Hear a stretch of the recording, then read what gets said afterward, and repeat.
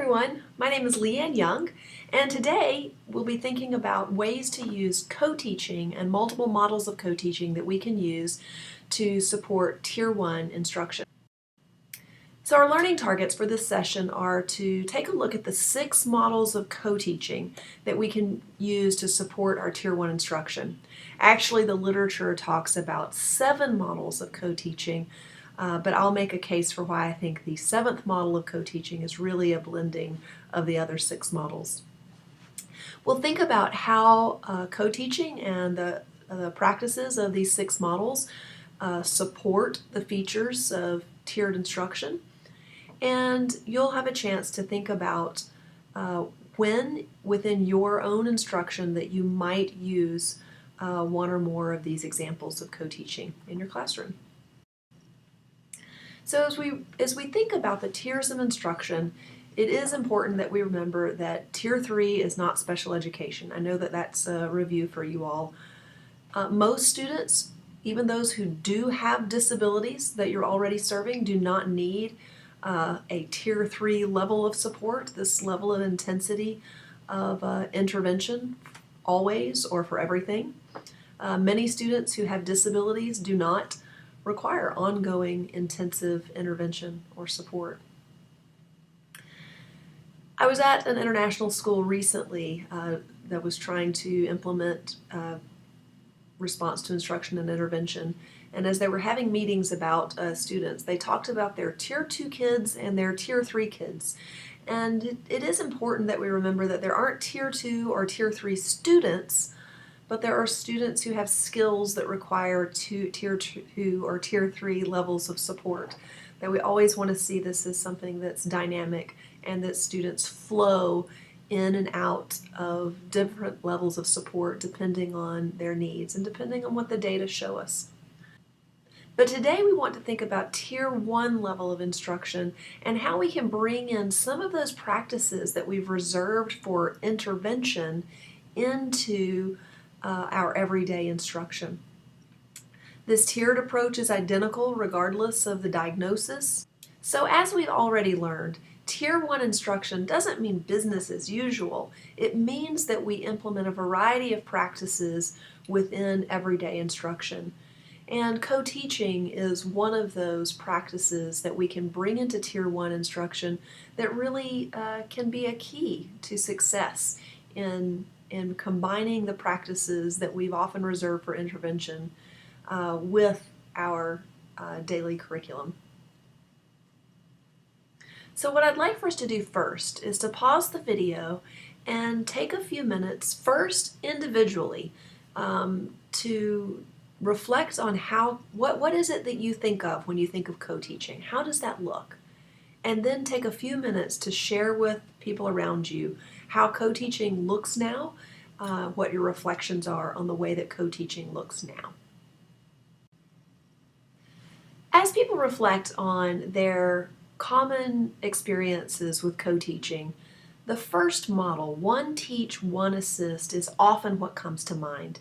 In this model, one teacher has the primary responsibility for instruction, while the second teacher assists students. Unfortunately, the way that one teach, one assists is often implemented looks more like the second teacher helping a student who is struggling, more in the role of a paraprofessional. For co-teaching to be implemented properly, both teachers have to agree on the model that's being used and plan purposefully for its implementation. So having a second teacher walk around the room or support a couple of teachers as a paraprofessional is not the same as one teach, one assist. When we think about one teach, one assist and how we plan for that, being from Kentucky, I sometimes use basketball analogies, but we want to think of this more as zone defense rather than man-to-man defense. In other words, the old-fashioned model, especially in international schools, of having a shadow teacher is not the same as one teach, one assist. This is not purposeful planning of exactly how a student would be supported in a systematic and evidence-based way. We want to think about the second teacher and one teach, one assist being available to support any student who needs it, but doing so in a purposeful way. giving the least amount of assistance in order for the student to be successful. It's also important that we remember it does not have to be the general educator who's taking the lead for instruction in any given lesson. It could be that a specialist is demonstrating a reading strategy, for example, and that the general education teacher is assisting students who need support. So none of these models implies that one teacher is of a particular discipline. In the second model of co-teaching, one teach, one observe, one teacher takes the primary responsibility again for instruction, while the second teacher is observing. Now, the second teacher could be observing a variety of things. The teacher could be observing students and taking data on their performance. The second teacher could be observing a particular student, perhaps for behavior data. It could be that the second teacher is observing the teacher. This could be evaluative, or this could be to learn a new skill. So it could be, for example, that a specialist has developed a method for using graphic organizers that's been really successful with a lot of students in a first grade classroom. And rather than pulling the students who are struggling and using that graphic organizer technique with those students, the teacher may come in and teach the entire class how to use the graphic organizer technique. And the general education teacher may observe this lesson so that that teacher now has this in his or her bag of tricks to be able to teach in the future. In this way, the teacher who is bringing in, the specialist who is bringing in this strategy that was often reserved for intervention can be used to support all students in a universal design for learning. So we know that that technique is incredibly helpful to students who have certain types of difficulties with planning writing, for example, or for reading comprehension, but it's helpful to a lot of students. It can be helpful to everybody. So in this way, we're combining co-teaching with universal design for learning.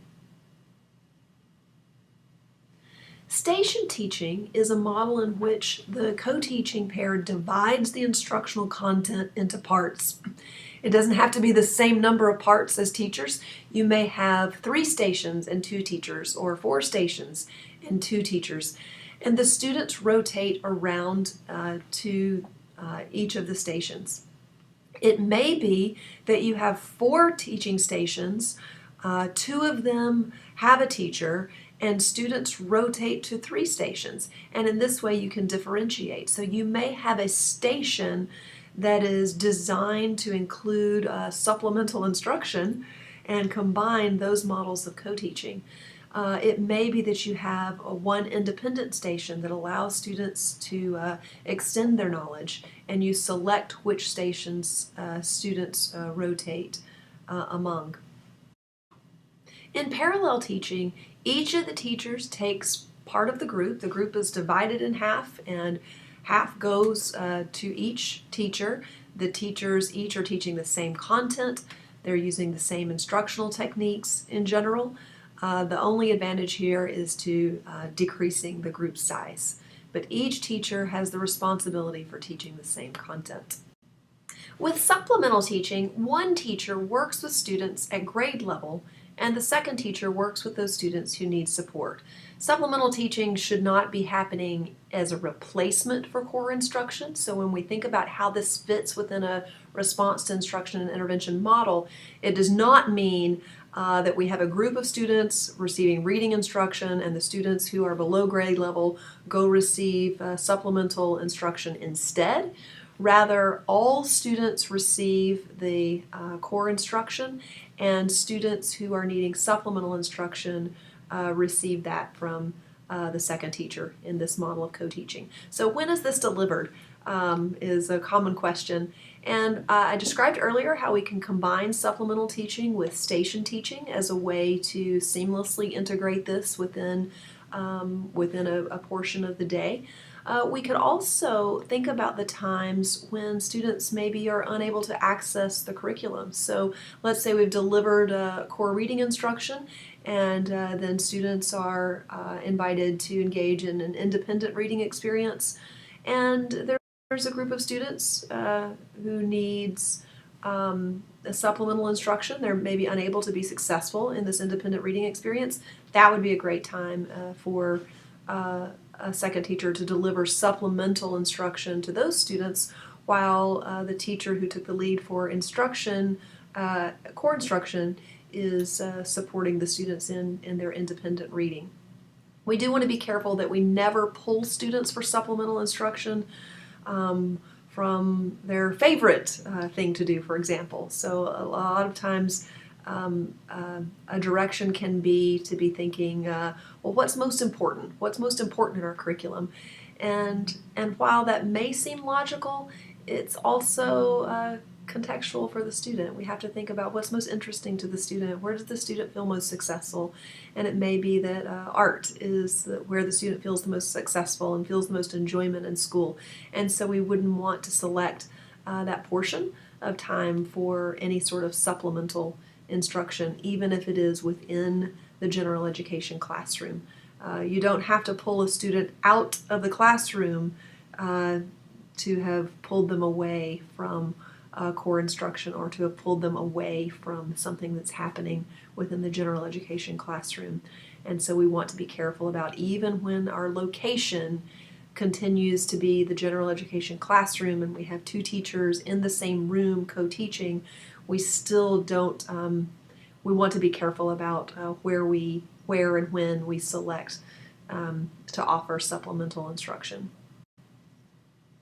The next model of co-teaching is alternative teaching. And we all know that there's an infinite number of ways to teach any given subject, any given lesson. Every teacher brings his or her own flair and interests and methods to teaching. Of course, we always want to stay true to evidence-based teaching practices, but everybody brings their own methods and flair to this.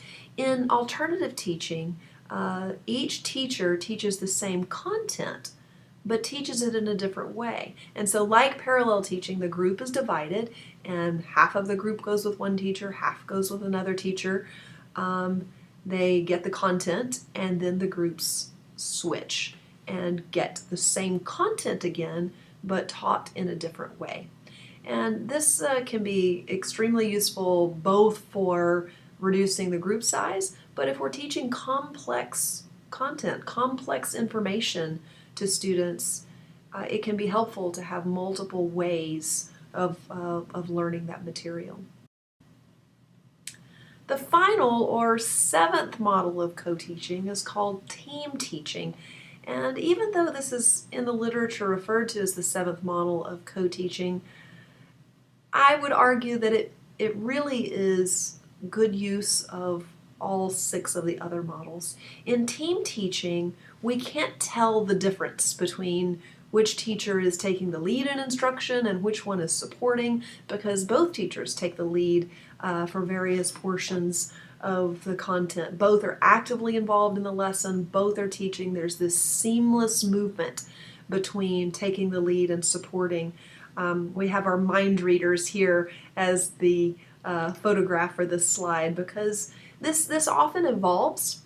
The times where I've seen team teaching be most successful are when there are two teachers who have worked together sometimes for years and have developed this sort of ability to know what the other person is thinking and where the other person is going next.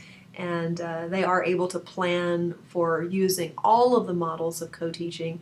But within a lesson that is team taught, we would be unable to see the difference between which teacher is taking the lead and which person is supporting. But it is still planned and planned purposefully together. With all of these models of co-teaching, it is, again, it's not haphazard. It is carefully planned based on the outcomes, based on the individual group of students, based on the complexity of the content, based on the strengths and unique skills of each of the teachers. It's not discipline specific so much as it is what are the strengths that I bring? How can I contribute best to this particular lesson and these outcomes. So what I'd like for you to do next is in pairs. I'd like for you to think about a skill that you currently teach and the way that you currently teach it, and consider which of the models of co-teaching might you try for that lesson? Which one might enhance the outcomes that you're seeing for students now? How might we use co-teaching, one of the models, to bring in both the expertise of the general educator and a special educator or an EL teacher or a reading specialist? How can we bring in the expertise of both of those people to a lesson that you currently teach using one of these models of co-teaching? So I'd like for you to consider that in pairs first. You have a planning sheet that's available to you to think through those models and how you might plan to use each of those. So choose one that you think might be most useful. Plan that as pairs, and then I'd like for everyone to share with the group the way that you're currently teaching it, what kind of outcomes you've seen, what models you considered, which model you ended up selecting, and how you might try that. And then give one another feedback. I hope you're comfortable in giving one another feedback and challenging each other as you think about how you might use these as a tool to bring in additional evidence-based intervention practices into our Tier 1 core instruction.